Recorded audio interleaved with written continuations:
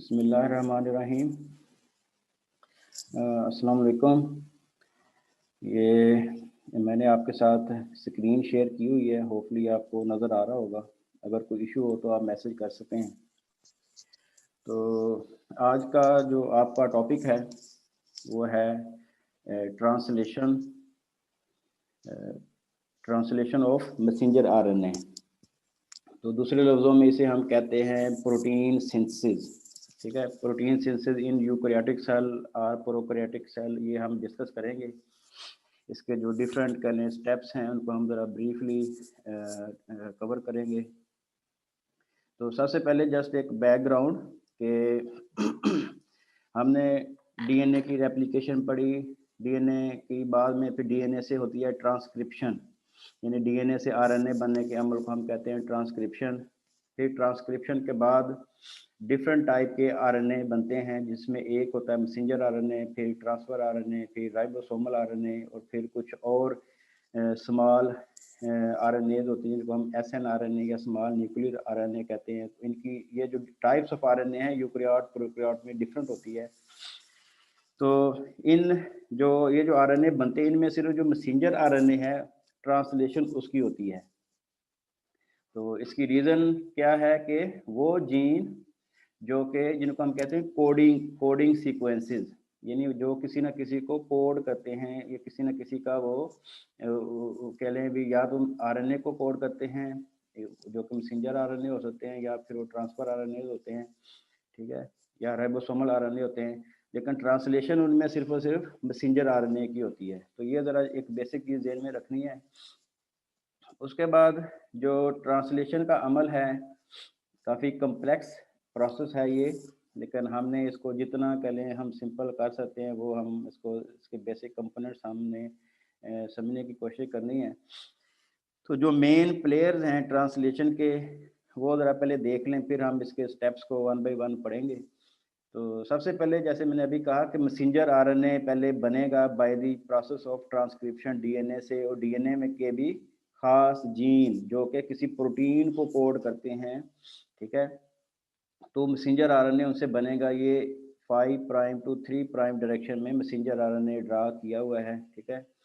तो messenger RNA की जो प्रॉपर्टीज़ हैं हम पिछले लेक्चर्स में पढ़ के आए हैं कि मैसेंजर आरएनए का एक स्टार्टिंग कोडॉन होता है जो कि एटीजी होता है, और आरएनए में जो कि टी नहीं होता यू होता है, तो एयूजी ये लिखा हुआ है, ठीक है। स्टार्ट में इसका होता है एक स्टार्टिंग कोडॉन, या इसे इनिशिएशन कोडॉन भी कहते हैं। उसके बाद डिपेंडिंग के कोई जीन या कोई प्रोटीन कितनी लेंथ है उसकी, तो ये लेंथ वेरी करेगी। फिर एंड पे आ जाता है एक टर्मिनेशन कोडॉन या स्टॉप कोडॉन। तो इसकी भी 2-3 टाइप्स होती हैं। ये हम इसको देखेंगे कौन से होते हैं, बट ये स्ट्रक्चर बेसिक ज़हन में होना चाहिए कि एक स्टार्ट कोडॉन है और एक स्टॉप कोडॉन है। तो जो प्रोटीन सिंथेसिस का अमल है या जो ट्रांसलेशन है वो स्टार्ट होना है जब राइबोसोम जो होते हैं, हम पढ़ के आए हैं राइबोसोम क्या होते हैं, कि they are structures which are made up of ribosomal RNA and various types of ribosomal proteins। तो ये ड्रा किया हुआ है, लार्ज सब यूनिट है राइबोसोम का, ये नीचे वाला स्मॉल सब यूनिट है। तो राइबोसोम आके मैसेंजर आरएनए पे बाइंड करते हैं, ठीक है। फिर एक और प्लेयर जो है वो है ट्रांसफर आरएनए, जो कि इस प्रोटीन सिंथेसिस के अमल में काम आता है। तो ट्रांसफर आरएनए का अगेन हम स्ट्रक्चर भी पढ़ के आए हैं सारा कुछ इसका। तो फिर हमें चाहिए अमीनो एसिड्स जो कि सेल के अंदर मौजूद होते हैं वाफर मिकदार में। फिर है जनाब ट्रांसफर आरएनए जो है, सॉरी पहले मैसेंजर आरएनए पे हमने पढ़ा हुआ है कि कोडान होते हैं 3 न्यूक्लियोटाइड का जो सेट है, ट्रिपलेट ऑफ न्यूक्लियोटाइड्स जिसे हम कहते हैं कोडान्स। तो एक कोडान एक अमीनो एसिड को कह लें गाइड करता है या एनकोड करता है। हर एक अमीनो एसिड का कम से कम एक कोडान होता है। तो उस कोडान के अपोजिट एक एंटी कोडान होता है जो कि ट्रांसफर आरएनए पे मौजूद होता है। तो ये कोडान और एंटी कोडान एक दूसरे के कंप्लीमेंट्री होते हैं, यानी कि अगर इधर AUG है तो ट्रांसफर आरएनए पे ये ए के अपोजिट क्या होगा, यू के अपोजिट ए और जी के अपोजिट सी। तो ये सी ए और ए के opposite U, C A U जो है इधर होगा, तो ये इस खास कोडान का ट्रांसफर आरएनए कह लें सेलेक्ट हो जाता है और वो अपने उस कोडान के अपोजिट जो भी अमीनो एसिड है वो उसको पिक करके यहाँ पर पहुँच जाता है। तो ये एक चीज़ हो गई। बाकी ट्रांसफ़र आरएनए है, 2 प्लेसेस होती हैं राइबोसोम के अंदर, जिसके ऊपर आके कह लें ये ट्रांसफ़र आरएनए आके कह लें बैठ जाता है, उसकी 2 कह लें सीटें पड़ी हुई हैं इधर। ट्रांसफ़र आरएनए आता है, इधर आके बैठता है। इसका जो अमीनो एसिड है वो फिर ये पिछले जो अमीनो एसिड कोडान गुजर गए होते हैं, उनके अमीनो एसिड ये मौजूद होते हैं और ये जो अमीनो एसिड हैं आपस में जुड़ जाते हैं बाय पेप्टाइड बॉन्ड्स, तो ये पॉलीपेप्टाइड चेन बन रही है। ये चेन ट्रांसफ़र हो जाती है हर आने वाले ट्रांसफ़र आने के अमीनो एसिड को। तो एक एक अमीनो एसिड ऐसे जुड़ता जाता है और ये ribosome along the messenger RNA move करता रहता है 5 प्राइम टू 3 प्राइम डायरेक्शन। और इस तरह ये जो अमीनो एसिड जुड़ते जाएंगे तो ये एक प्रोटीन की चेन बनती जाती है, पॉलीपेप्टाइड चेन। तो ये नंबरिंग से शो किया कि 1 2 3 4 5 6 7 8 9 10 11 12 13 मीन्स 13 कोडान ये गुजर चुका है राइबोसोम। तो ये एक पहले मैंने एक बेसिक सा आपको बताया, इसको हम ज़रा थोड़ी सी इसकी जो स्टेप है उसको हम पढ़ते भी हैं। और एट द एंड क्या होता है कि ये जब राइबोसोम सारी लेंथ पे ये ट्रैवल कर लेता है, एंड में जहाँ जब टर्मिनेशन कोडान आ जाता है तो वहाँ पर जाकर राइबोसोम जो है इसको एक सिग्नल मिलता है। ठीक है, वो सिग्नल क्या है वो अगेन नोट्स में हम पढ़ेंगे, लेकिन ये है कि इस जगह पे आके राइबोसोम जो है वो उतर जाता है। ठीक है, मैसेंजर आरएनए से ये इसकी डिसअसेंबली हो जाती है और जो प्रोटीन की चेन है वो यहाँ अगर आप देखें तो एक फुल बहुत सारे अमीनो एसिड पर मुश्तमिल कंप्लीट पॉलीपेप्टाइड चेन जो है वो रिलीज हो जाती है। ठीक है, तो तो direction of translation 5 prime to 3 prime होती है स्टार्ट कोडान से लेकर स्टॉप कोडान की तरफ। तो अब हम इसको ज़रा थोड़ा सा और डिटेल में पढ़ते हैं कि messenger RNA molecules are read. ठीक है, ट्रांसलेशन मैसेंजर आरएनए की होती है एंड दे आर रेड और they are translated into protein by ribosomes which are RNA and protein particles. अब राइबोसोम जो हैं वो प्रोकैरियोट और यूकैरियोट में डिफरेंट साइजेस के होते हैं और जो साइज़ है वो इनके सेडिमेंटेशन कोफिशिएंट की बेस पे डिटरमिन होता है। तो 70s राइबोसोम्स होते हैं या फिर 80s होते हैं। प्रोकैरियोट्स में 70s राइबोसोम्स होते हैं और यूकैरियोट्स में 80s। तो फर्दर इनके जो सब यूनिट है जिनको हम कहते हैं लार्ज सब यूनिट या स्मॉल सब यूनिट, तो वो फिर अगर 80s है राइबोसोम तो वो 50-30 लार्ज 50 होगा, स्मॉल 30 होगा, और जो दूसरा है प्रोकैरियोट है वो 40-30 है।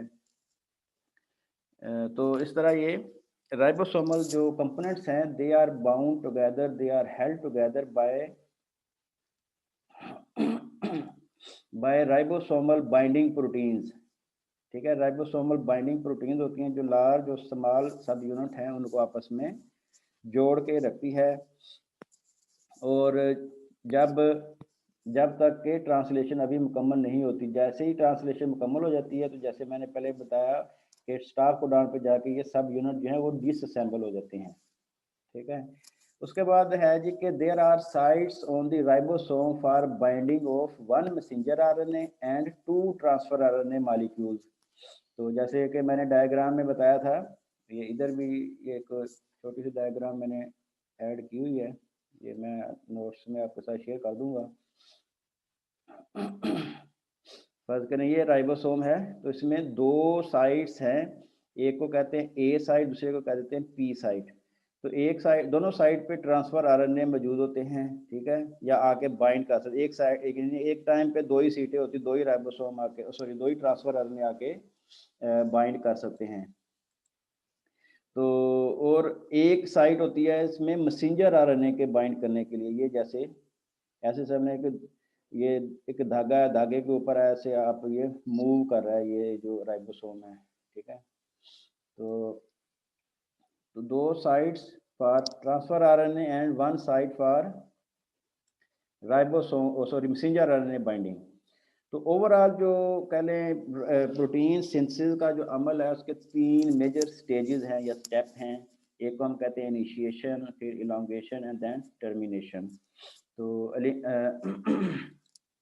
इनिशिएशन में क्या होता है कि it involves assembly of the ribosome subunits and binding to the messenger RNA. Ribosome जो कि लार्ज सब यूनिट या स्मॉल सब यूनिट की फॉर्म में साइटोप्लाज्म के अंदर होंगे, तो वो आके मैसेंजर आरएनए पे आके वो असेंबल हो जाते हैं, एक दूसरे के साथ जुड़ जाते हैं by the ribosomal binding proteins. और ये जब ये अमल हो जाता है तो इसको हम कहते हैं इनिशिएशन। यहाँ पर तो मैंने बड़ा इजीली एक बता दिया कि राइबोसोम आके जुड़ जाते हैं, तो लेकिन हकीकत में या जो करें साइंटिस्ट ने इसको स्टडी किया है तो वो राइबोसोम की जो बाइंडिंग है मैसेंजर आरएनए पे, ये बहुत क्रिटिकल है और इसके बहुत सारे कंट्रोल मैकेनिज्म्स हैं, वो नीचे चल के हमने पढ़ने हैं। इसमें और भी बहुत सारी प्रोटीन्स और फैक्टर्स इन्वॉल्व हैं, लेकिन इन सिंपल यही है कि राइबोसोम आके बाइंड हो जाता है मैसेंजर आरएनए पे। फिर स्टेप है इलोंगेशन, यानी कि आगे बढ़ना। तो वो वेयर इन इलोंगेशन में क्या होता है कि specific amino acid are used to form polypeptides and this is done या directed by the codon sequence in the messenger RNA. जैसे राइबोसोम आके बाइंड कर जाता है मैसेंजर आरएनए पे, तो राइबोसोम ने 3 कोडान के जो स्टेप हैं उस पे मूव करना है उसने। तो जो जो कोडान कवर करता जाएगा राइबोसोम, उस कोडान के अपोजिट या वो उस कोडान का जो स्पेसिफिक अमाइनो एसिड है वो ट्रांसफर आरएनए उठा के लाएगा और ग्रोइंग पॉलीपेप्टाइड चेन में ऐड होता जाएगा। तो specific amino acids are attached to the growing polypeptide chain to make a full length of protein during the elongation step. तो टर्मिनेशन क्या है कि it involves disassembly of the components of the translation, जो कि कौन से component है, main तो राइबोसोम ही है। तो राइबोसोम जो है वो जब टर्मिनेशन की स्टेज आती है, जो कि डेफिनेटली जब स्टॉप कोडॉन आ जाता है तब वो स्टेज आती है, तो वो जाके डिसअसेंबल हो जाता है राइबोसोम। और राइबोसोम से जो दूसरी कह लें एक तो बताते खुद उसके जो 2 कंपोनेंट है वो आपस से वो कह लें जुड़े नहीं रहते, डिसअसेंबल हो जाते। दूसरा ये कि मैसेंजर आरएनए से भी उतर जाता है, और तीसरा ये कि जो प्रोटीन की चेन अटैच हुई होती है राइबोसोम के अंदर, सही है, वो भी रिलीज हो जाती है। ठीक है, following production of A polypeptide ने पूरी चेन प्रोटीन की बन के वो रिलीज हो जाती है। ये 3 मेजर स्टेप ये पता होने चाहिए आपको। बाकी आप इसकी ये जो स्टेप हैं इनकी जरा फर्दर डिटेल हम देखते हैं कि transfer RNA molecules are essential for translation. तो शुरू में मैं बता के आया हूँ कि इसके जो कंपोनेंट्स हैं ट्रांसलेशन के, उसमें transfer RNA is very major इसका रोल है। और each of these are covalently bonded या linked to a specific amino acids and form amino acid transfer RNA। तो होता क्या है कि हर ट्रांसफर आरएनए जो है वो किसी न किसी अमाइनो एसिड के लिए स्पेसिफिक होता है। रफली जितने अमाइनो एसिड हैं उतने ही ट्रांसफर आरएनए भी मौजूद होते हैं। तो जब एक खास अमाइनो एसिड कह लें कोड की वजह से पिक हो जाता है या आइडेंटिफाई हो जाता है, तो वो ये ट्रांसफर आरएनए का ये जो पार्ट है, ये जो एक्सेप्टर आर्म है, इसके इस जगह पे आके अमाइनो एसिड अटैच हो जाता है। तो अमाइनो एसिड के ट्रांसफर आरएनए को अटैच होने के अमल को कहते हैं चार्जिंग ऑफ ट्रांसफर आरएनए। कि ट्रांसफर आरएनए चार्ज हो गया है। दूसरा ये कि अब ट्रांसफर आरएनए को कहते हैं अमाइनो एसाइल ट्रांसफर आरएनए, यानी कि वो ट्रांसफर आरएनए जिसके साथ अमाइनो एसिड अटैच हो चुका है, अमाइनो एसाइल ट्रांसफर आरएनए। और फर्दर इसमें क्या है जी कि transfer RNA has a triplet of basis exposed which is complementary to the codon for that amino acid। तो अगेन ये जो डायग्राम में देखें तो GAA लिखा हुआ है, तो इस GAA का जो कंप्लीमेंट्री कोडान होगा वो किधर होगा, वो मैसेंजर आरएनए पे होगा। और उस कोडान के अपोजिट अमाइनो एसिड या उस कोडान का जो स्पेसिफिक अमाइनो एसिड है वही इधर अटैच होगा। ठीक है, तो ये जरा कंपोनेंट याद रखने के कोडान किधर होता है और एंटी कोडान किधर होता है। तो एंटी कोडान ट्रांसफर आरएनए के ये जो लूप है एंटी कोडान लूप, उसके ऊपर ये 3 बेसिस होती हैं। इसी 3 बेसिस के साथ जाके ये मैसेंजर आरएनए के साथ कंप्लीमेंट्री बाइंडिंग होती है। तो ये यहाँ तक एक्सप्लेन हो गया कि this expose triplet of nucleotide is called anticodon. तो as a result transfer RNA act as adaptor molecule which brings together a codon and its corresponding amino acid. ठीक है, this process of linking an amino acid to its specific transfer RNA is called charging and is carried out by the enzyme called amino acyl transfer RNA synthetase. तो ये enzyme जो है aminoacyl transfer RNA synthetase, ये amino acyl transfer RNA को बनाने में इसका role है। यानी कि अगर ये एंजाइम जो है ये हर अमाइनो एसिड का स्पेसिफिक होता है। फर्ज करें एक एलानीन अमाइनो एसिड है तो उसका सिंथेटेज भी ज़्यादा होता है, उसका नाम एलानीन ट्रांसफर आरएनए सिंथेटेज होगा। तो ये जनरल नाम है aminoacyl transfer RNA synthetase. हर अमाइनो एसिड को ट्रांसफर आरएनए के साथ अटैच करने के लिए ये एंजाइम बहुत ज़रूरी है। किसी वजह से सेल के अंदर म्यूटेशन हो जाए और बैक्टीरिया हो या यूकैरियोटिक सेल हो, उसके जीन में इस एंजाइम के जीन में म्यूटेशन हो जाए और ये एंजाइम अपना काम ना करे तो समझ लें सेल की प्रोटीन नहीं बनेगी और वो सेल कह लें अल्टीमेटली ग्रो नहीं करेगा या डेड हो जाएगा। तो ये जस्ट एक नाम याद रखना है कि amino acyl transfer RNA synthetase is the enzyme which is involved in the attaching of specific amino acid to its specific transfer RNA. अब इसके बाद आ जाता है कि इन prokaryotic cells the ribosome binds to the 5' end of messenger RNA at a sequence called ribosome binding site, या इसको कहते हैं शाइन-डालगार्नो सीक्वेंस। यानी कि राइबोसोम के ऊपर 5' एंड पे वो जगह, वो सीक्वेंस, खास सीक्वेंस जिस पे आके राइबोसोम अटैच होता है, उस खास सीक्वेंस का एक नाम रखा गया है शाइन-डालगार्नो सीक्वेंस। ये डिस्कवरर है जिसने ये खास सीक्वेंस डिस्कवर किया कि ये इस सीक्वेंस पे आके राइबोसोम बाइंड करता है, तो उसको जनरली या राइबोसोम बाइंडिंग साइट कह देते हैं या फिर साइंटिस्ट के नेम पे शाइन-डालगार्नो सीक्वेंस कहते हैं। तो ये जो सीक्वेंस है ये बहुत इंपॉर्टेंट है। अगेन अगर मैसेंजर आरएनए में या इसके जीन में कोई म्यूटेशन आ जाए इस खास जगह पर, यानी एक न्यूक्लियोटाइड ऐड हो जाए या मिस हो जाए किसी वजह से, तो राइबोसोम आके उधर अटैच नहीं हो सकेगा और फिर अल्टीमेटली क्या होगा, तो वो उसकी जीन की प्रोटीन नहीं बनेगी। तो बहुत सारी डिजीज हो सकती हैं जिनका जो जेनेटिक जो मैकेनिज्म है उनमें हो सकता है इस तरह की चीज़ें हों इन्वॉल्व। ये हर एक का अलग इनके स्टडी करना पड़ेगी, लेकिन फिलहाल आपको मैंने कंसेप्ट देना था कि राइबोसोम जिस खास सीक्वेंस पे जाके बाइंड करता है उसको कहते हैं शाइन-डालगार्नो सीक्वेंस।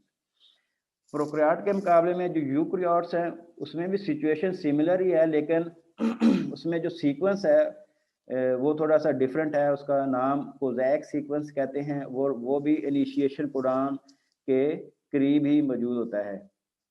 बाकी सिग्निफिकेंस दोनों की सेम है, जस्ट सीक्वेंस का डिफरेंस है, इसलिए जो उसके जो डिस्कवरर है उनके नाम पे उसका सीक्वेंस का नाम दे दिया गया है कोज़ैक सीक्वेंस यूकैरियोट्स में, या प्रोकैरियोट्स में शाइन-डालगार्नो sequence.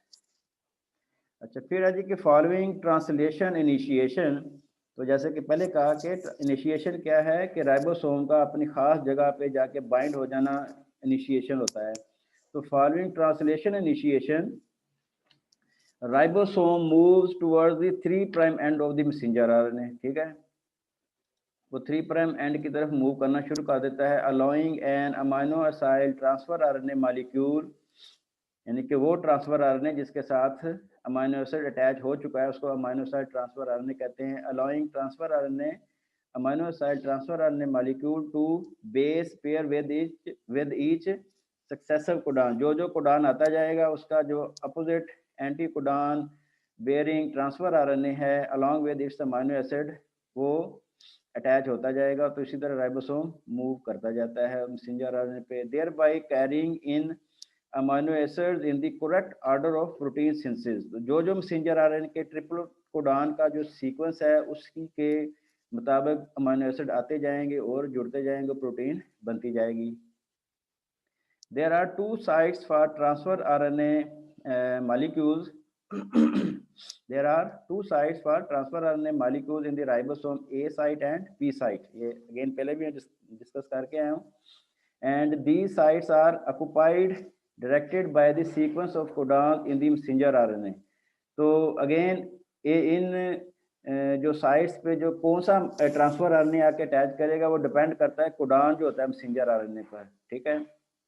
The ribosome allows the formation of A peptide bond between the amino acids, यानी कि ए साइट और पी साइट पे जब स्पेसिफिक ट्रांसफर आरएनए आके अटैच हो जाती हैं तो फिर क्या होता है, राइबोसोम वो कह लें स्ट्रक्चर है, वो मशीन है, वो फैक्ट्री है जिसने अमाइनो एसिड जो आपस में जुड़ रहे हैं उनके दरमियान पेप्टाइड बॉन्ड बना देता है, ठीक है।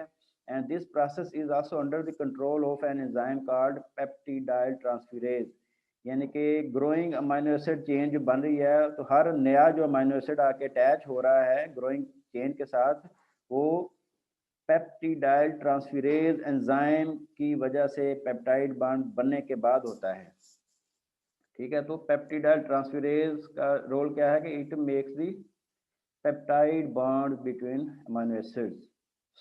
व्हेन द राइबोसोम एनकाउंटर्स और रीचेस ए टर्मिनेशन कोडॉन, तो ये डिफरेंट हो सकते हैं, टर्मिनेशन कोडॉन UAA हो सकता है, UGA हो सकता है या फिर UAG है। तो जब वो आ जाता है तो फिर क्या होता है, ख़ास प्रोटीन है जिसका नाम है रिलीज फैक्टर, ठीक है, वो आके ये जो राइबोसोम प्रोटीन का जो कम्प्लेक्स है उसके साथ आके अटैच हो जाता है एंड देन ट्रांसलेशन स्टॉप्स, उसके बाद ट्रांसलेशन का अमल रुक जाता है। The polypeptide and its corresponding messenger RNA are release and the ribosome divides into 2 सब यूनिट्स, जिसको मैं डिसअसेंबली कह के आया हूँ। तो ये अमल हो जाता है कब, जब स्टॉप कोडॉन पहुंच जाता है, राइबोसोम स्टॉप कोडॉन पे पहुंच जाता है। So a variety of accessory initiation and elongation protein factors are also involved in this process. तो जैसे मैंने कहा कि जो स्टॉप प्रोटीन सिंथेसिस का अमल के स्टॉप होने का जो अमल है उसमें एक रिलीज फैक्टर बाइंड होता है, तो इसी तरह जो इनिशिएशन होती है जब राइबोसोम मैसेंजर आरएनए पे बाइंड करता है या फिर एलोंगेशन का अमल स्टार्ट होता है तो वहाँ पर बहुत सारी प्रोटीन्स हैं जो कि गाइड करती हैं राइबोसोम को और प्रोटीन की जो फर्दर सिंथेसिस का अमल है, तो उनको हम डिटेल में फिलहाल नहीं पढ़ रहे, लेकिन कभी किसी और मॉलिक्यूलर बायोलॉजी की बुक को अगर आप पढ़ेंगे तो ये बहुत सारी प्रोटीन्स भी दिखाई होगी उस डायग्राम में कि ये प्रोटीन इन्वॉल्व होती हैं राइबोसोम के जरिए प्रोटीन बनने के अमल में भी, ठीक है। In eukaryotic cells the polypeptide is subjected to post translational modifications। जब प्रोटीन बन जाती है खासतौर पर यूकैरियोटिक सेल्स में, तो वो जो प्रोटीन है उसकी होती हैं पोस्ट ट्रांसलेशनल मॉडिफिकेशन, उस प्रोटीन के अंदर मॉडिफिकेशन होती हैं। क्या होती हैं मॉडिफिकेशन, उनमें एक है ग्लाइकोसिलेशन यानी एडिशन ऑफ कार्बोहाइड्रेट, प्रोटीन के साथ कार्बोहाइड्रेट अटैच होती हैं। अब कार्बोहाइड्रेट बहुत सारी हो सकती हैं, तो इस अमल को कहते हैं पोस्ट ट्रांसलेशनल मॉडिफिकेशन, और की टाइप्स बहुत सारी हो सकती हैं, बहुत सारी मॉडिफिकेशन होंगी, लेकिन समझाने का मकसद सिर्फ ये है कि प्रोटीन जब बन जाती है तो वो that is not ready to perform its function unless necessary modification occur, ठीक है। तो वो उनमें से एक मॉडिफिकेशन है कि ग्लाइकोसिलेशन होती है, उसके साथ कार्बोहाइड्रेट अटैच होते हैं and then by virtue of specific amino acid signal sequences, the protein may be directed to specific cellular compartments or exported from the cell। तो डिपेंडिंग के वो कौन सी प्रोटीन है, प्रोटीन का क्या रोल है, वो साइटोप्लाज्म में उसका रोल है, उसका मेम्ब्रेन सेल मेम्ब्रेन में उसका रोल है, या वो प्रोटीन रिलीज होने वाली है एक्स्ट्रा सेलुलर फ्लूइड में, तो उस प्रोटीन के अंदर खास सिग्नल्स होते हैं, खास सीक्वेंसेस होते हैं जिसको कहते हैं सिग्नल सीक्वेंसेस, ठीक है।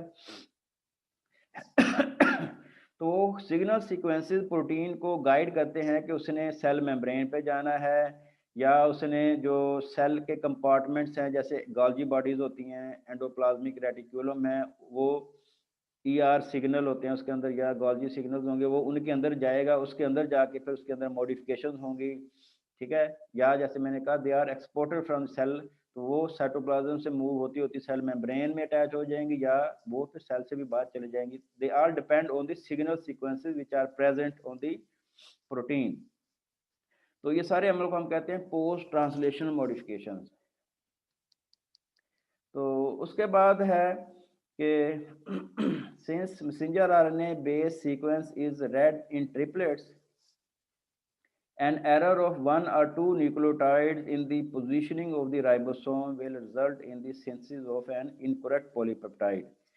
तो जैसे मैंने कहा कि राइबोसोम की बाइंडिंग जो साइट है वहाँ पर अगर एक भी न्यूक्लियोटाइड की म्यूटेशन हो जाए तो राइबोसोम ने जो कोडान जो है उनको रीड करना है ट्रिपलेट की फॉर्म में, तो वो उसका जो सीक्वेंस है वो चेंज हो जाएगा।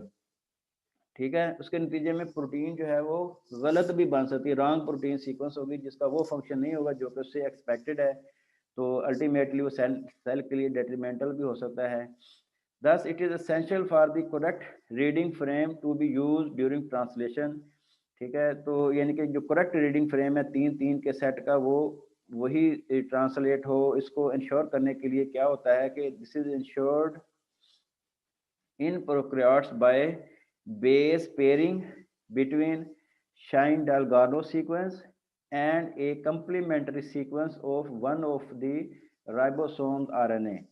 तो राइबोसोम जैसे मैंने बताया कि प्रोटीन राइबोसोमल प्रोटीन और राइबोसोमल आरएनए से मिलकर बने होते हैं। तो राइबोसोमल के अंदर जो राइबोसोमल आरएनए है उसके भी कोई खास कह लें सीक्वेंस होता है जो कि कम्प्लीमेंट्री होता है इस शाइन डालगार्नो सीक्वेंस को, यानी मैसेंजर आरएनए पे जो शाइन डालगार्नो सीक्वेंस है उसका कम्प्लीमेंट्री सीक्वेंस किस पे होगा, राइबोसोम के राइबोसोमल आरएनए पे। तो वो जब तक कम्प्लीमेंट्री बाइंडिंग नहीं होगी तो प्रोटीन सिंथेसिस का अमल भी स्टार्ट नहीं होगा। तो ये एक कंट्रोल है एक कि सही प्रोटीन बने। ठीक है, अब इसके बाद क्या है जी कि if a mutation such as deletion और insertion takes place within the coding sequence, बाकी राइबोसोम की बाइंडिंग साइट के बाद अगर कोई डिलीशन वगैरह हो जाए या इंसर्शन हो जाए तो it will cause a shift of the reading frame and result in an aberrant polypeptide. तो राइबोसोम तो बाइंड कर जाएगा लेकिन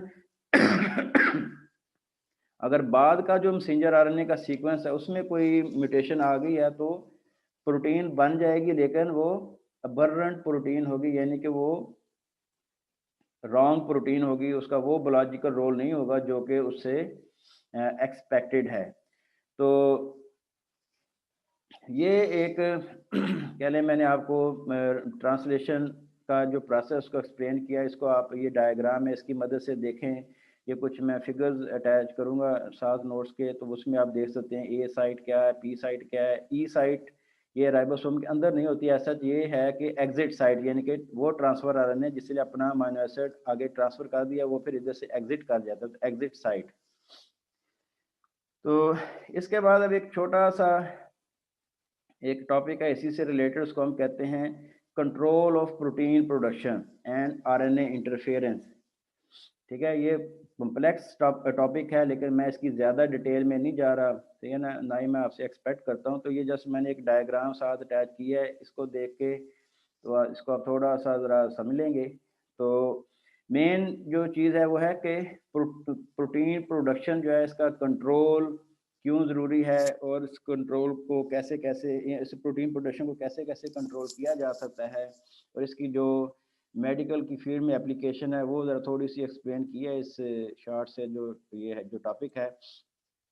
तो प्रोटीन सिंथेसिस का अमल जीन के लेवल पे भी हो सकता है, जीन से जब मैसेंजर आरएनए बन जाता है तो ट्रांसक्रिप्शन के लेवल पे भी प्रोटीन सिंथेसिस का अमल कंट्रोल किया जा सकता है। फिर पोस्ट ट्रांसक्रिप्शनल प्रोसेसेस भी हैं या कंट्रोल मैकेनिज्म हैं, और जब फिर प्रोटीन बन गई है तो जैसे मैंने अभी ऊपर बताया कि पोस्ट ट्रांसलेशनल मॉडिफिकेशन होती हैं, अगर वो मॉडिफिकेशन ना हो किसी वजह से उसके मैकेनिज्म हैं तो अगेन प्रोटीन अपना काम नहीं करेगी, तो वो भी उसकी प्रोडक्शन पे एक चेक है।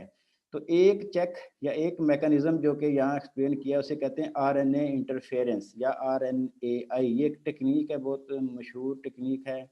इसकी सिग्निफिकेंस क्या है कि this technique is used in medical conditions where increased levels of specific messenger RNA molecules in certain cancerous conditions and viral infections can be reduced using RNAi। यानी कि डिपेंड करता है ना, कोई खास कैंसर है, अगर उस पर स्टडी हुई है, वो पता चल गया है कि इस कैंसर में फलां मैसेंजर आरएनए जो है उसका लेवल बढ़ जाता है, या कोई फलां जो वायरस का इन्फेक्शन है उसमें भी फलां जीन का कह लें मैसेंजर आरएनए का लेवल बढ़ जाता है, तो अगर किसी तरह से उस मैसेंजर आरएनए का लेवल को हम कंट्रोल कर लें, इनहिबिट कर दें उसको, तो क्या है कि वो ना तो वो कैंसर होगा, ना वो वायरस का इन्फेक्शन होगा। तो इस टेक्निक को, जिसको हमने कहा कि आरएनए इंटरफेरेंस होती कैसे है, तो ये इस डायग्राम की मदद से थोड़ा सा मैं एक्सप्लेन करता हूँ, ज़्यादा डिटेल में नहीं जा रहा इसका। तो होता क्या है कि आरएनए इंटरफेरेंस में डबल स्टैंडर्ड आरएनए बनते हैं बॉडी के अंदर naturally. Double standard RNA, normally जो आरएनए जो सिंगल स्टैंडर्ड होता है, लेकिन इस मैकेनिज्म में, आरएनए इंटरफेरेंस के मैकेनिज्म में डबल स्टैंडर्ड आरएनए बॉडी में भी बनते हैं। ये बाहर यानी कि बाहर भी लैब में भी बनाए जा सकते हैं, सिंथेसाइज किए जा सकते हैं। एनीवे जब डबल स्टैंडर्ड आरएनए बनता है तो फिर एक प्रोटीन है जिसे डाइसर कहते हैं, वो इस डबल स्टैंडर्ड आरएनए को छोटे छोटे सेगमेंट जो कि 21 to 23 न्यूक्लियोटाइड लॉन्ग होते हैं उनमें ये डिवाइड कर देता है। तो ये आप डायग्राम में देख रहे हैं कि उससे डबल स्टैंडर्ड आरएनए को चॉप डाउन करके, ब्रेक करके, डाइसर प्रोटीन जो है उसको इस तरह के छोटे छोटे पीसेस में डिवाइड कर देती है। फिर क्या होता है कि जब ये जो 21 से 23 न्यूक्लियोटाइड लॉन्ग फ्रेगमेंट बन जाते हैं, तो फिर कुछ प्रोटीन्स हैं जो कि इसके ऊपर आके असेंबल हो जाती हैं। उन प्रोटीन के कम्प्लेक्स को कहते हैं रिस्क फॉर्मेशन, RISC, या आरएनए इंड्यूस्ड साइलेंसिंग कम्प्लेक्स, इसको रिस्क कहते हैं, RISC, RNA induce silencing complex, risk. ये बन जाता है जब ये छोटे सेगमेंट बन जाते हैं। तो उसके बाद ये जो कम्प्लेक्स है, इसमें से एक प्रोटीन है जिसका नाम है न्यूक्लियेज या स्पेशली RNAs। न्यूक्लियेज वो एंजाइम होते हैं जो न्यूक्लिक एसिड को डिग्रेड करते हैं, उसको ब्रेक डाउन कर देते हैं। तो RNA को डिग्रेड करने वाला एंजाइम RNAs। तो ये जो रिस्क कम्प्लेक्स है, इसके अंदर एक ये प्रोटीन है RNAs।